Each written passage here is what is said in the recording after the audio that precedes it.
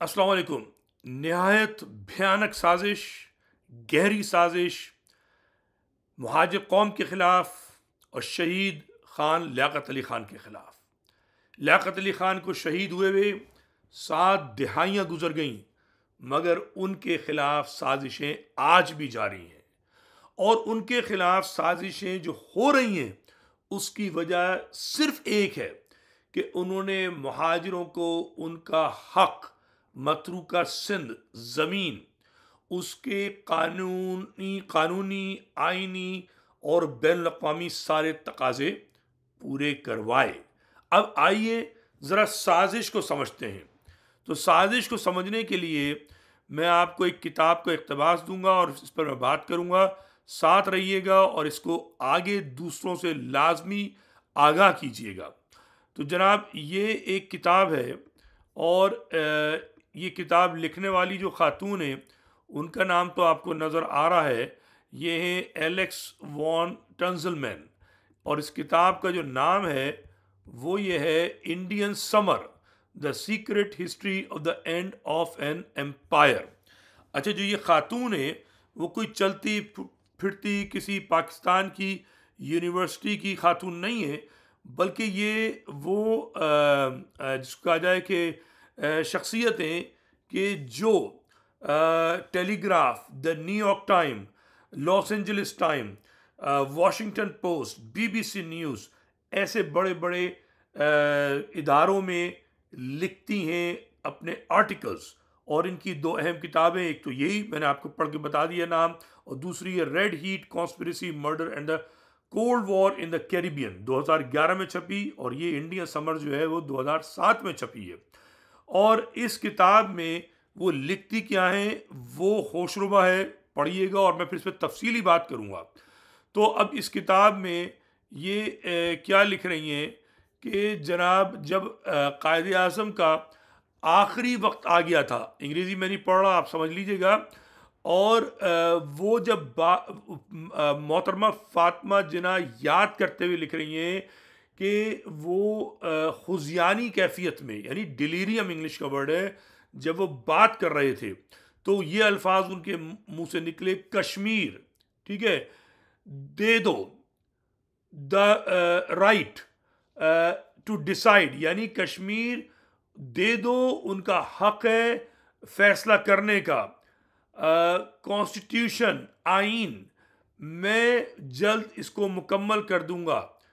Refugee, मुहाजिर, give them all assistance, उनको दे दो हर किस्म की इमदाद, हर किस्म का हक मुहाजिर को दे दो।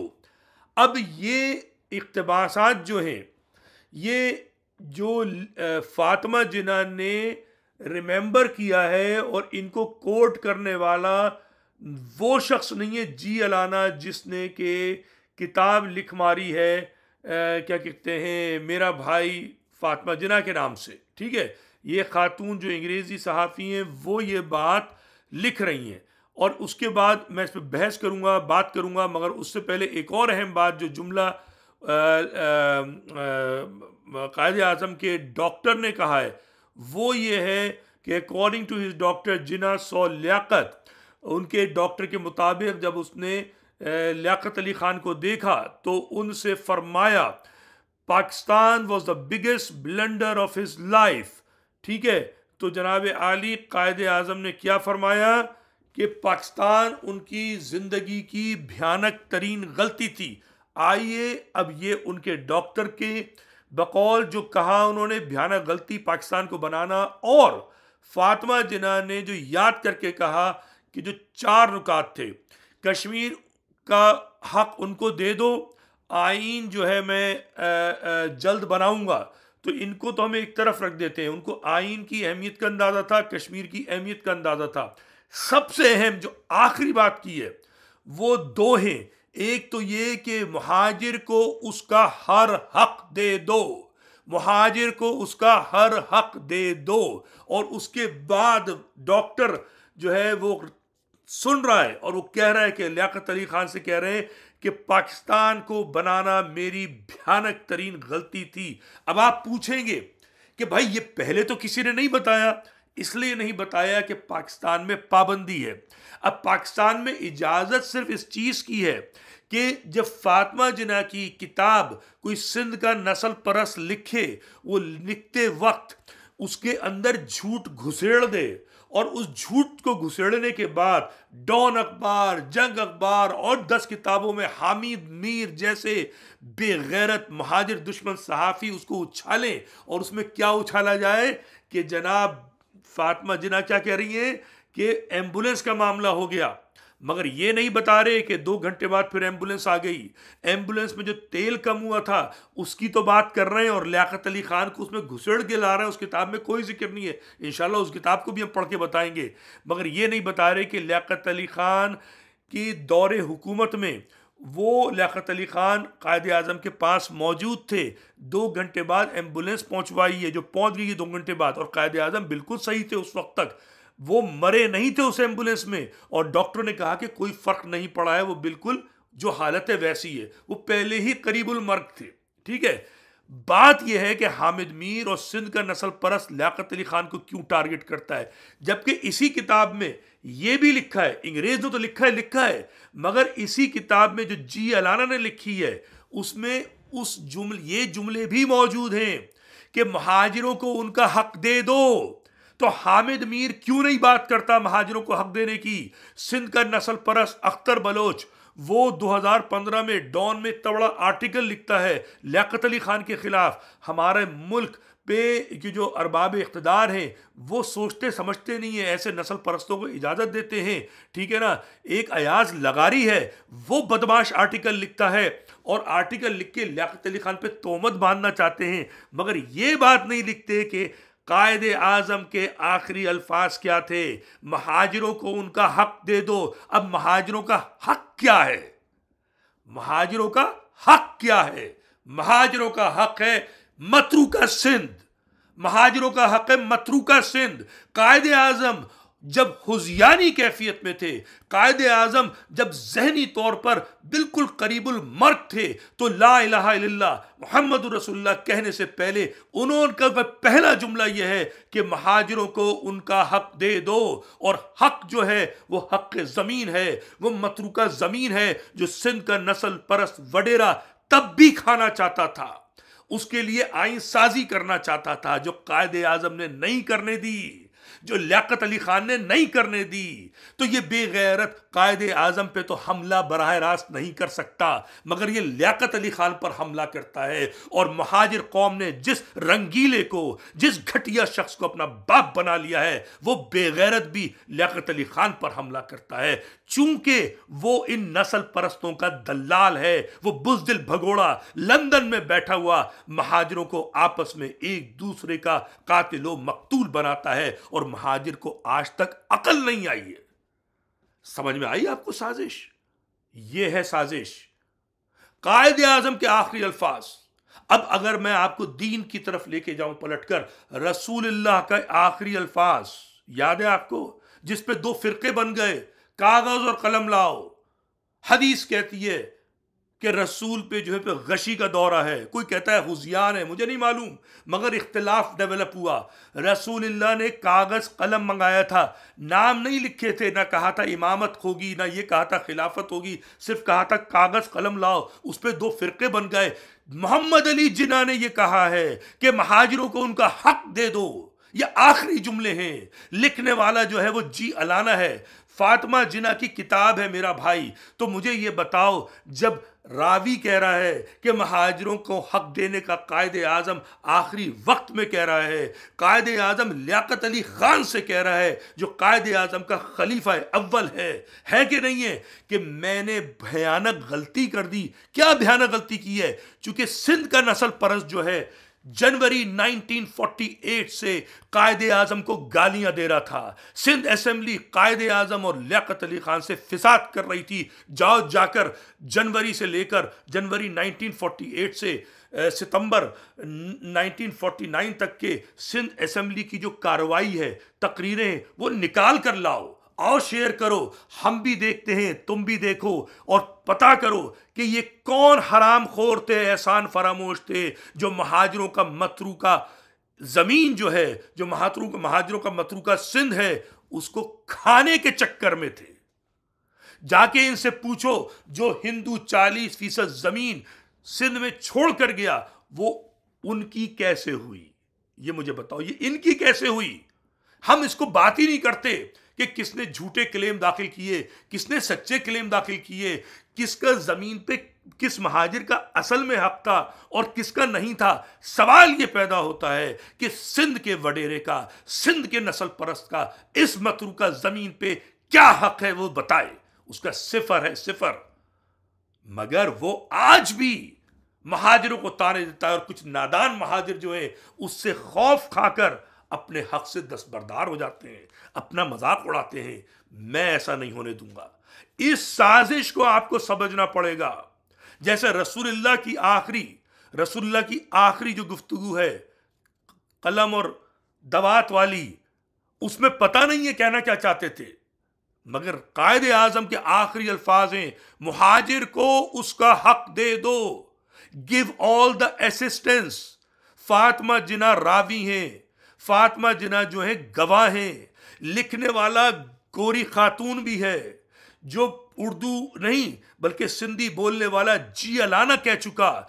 इससे बड़ी गवाही आपको क्या चाहिए होगी? जिस किताब में ये चीज मौजूद है, उसके दूसरे इक्तबासात निकालकर सिंध का नस्ल परस्त अयाज लगारी जैसा कमजर्फ, अख्तर बलोच जैसा महाजिर दुश्मन डॉन में ये चीजें लिख रहे हैं, हामिद मीर जैसा बदबूदार सहाफी ये चीज इलेक्ट्रॉनिक मीडिया में कह रहा है, मगर उसी किताब में जहां हक देने की बात की जा रही है महाजिर को, उसका जिक्र नहीं है।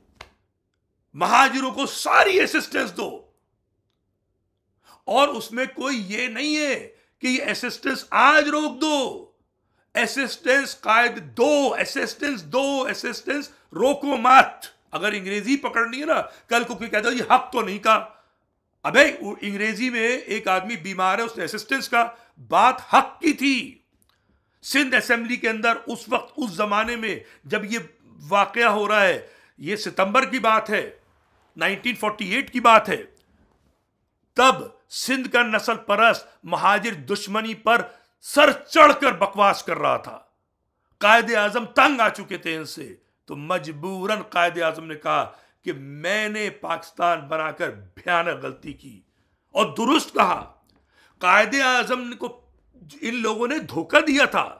मुस्लिम कौम परस्त बनकर इन्होंने पाकिस्तान बनाने की बात की थी, और जब पाकिस्तान बन गया, जब महाजिर आया, तो ये सिंध के नस्ल परस्त सिंधी कौम बन गए। सिंधी कौम का जन्म दिया इन्होंने 1948 में, मई 1948 में जन्म हुआ है सिंधी कौम का। इससे पहले एक दिन भी नहीं थी, 47 में भी नहीं थी। मई 1948 में कराची के एक होटल में जीएम सैयद ने पैदा की है सिंध की कौम, पैदा की है। यह बहुत बड़ी गहरी साजिश है पाकिस्तान के खिलाफ। इतनी बड़ी गहरी साजिश है कि कायदे आजम मई से लेके अगस्त सितंबर सिर्फ दूसरे तीसरे महीने में ये कहने पर मजबूर हो गए। ये वाकया है 11 सितंबर का, कायदे आजम की जिस दिन मौत हो रही है, कि मुझसे भयानक गलती हो गई। ये गुफ्तगू तब की है जब एम्बुलेंस खराब हो चुकी, दूसरी एम्बुलेंस आ चुकी। कायदे आजम गवर्नर जनरल के अपना जो उनका घर था गवर्नर जनरल हाउस, वहां मौजूद हैं, और फातिमा जिना से कह रहे हैं कि मुझसे, फातिमा जिना से नहीं, लियाकत अली खान से कह रहे हैं कि मुझसे भयानक गलती हो गई। तो ये भयानक गलती क्या थी? सिंध की नस्ल परस्ती ने कायदे आजम को यह कहने पर मजबूर किया।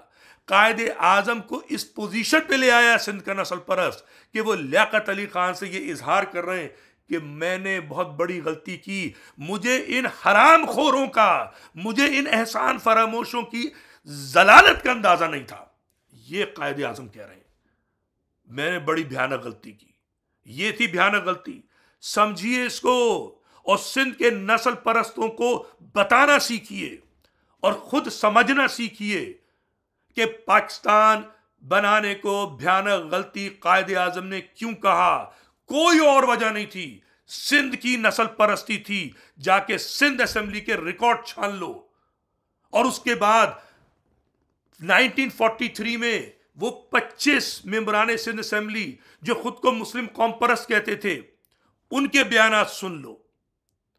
ये झूठे मक्कार, इन्होंने कायदे आजम का कत्ल किया है, कायदे आजम को परेशान किया है। सिंध की नस्ल परस्ती थी, मुहाजिर दुश्मनी थी जिससे कायदे आजम परेशान थे, और उसके इजहार के लिए उनके पास लियाकत अली खान से बेहतर कोई शख्स नहीं था।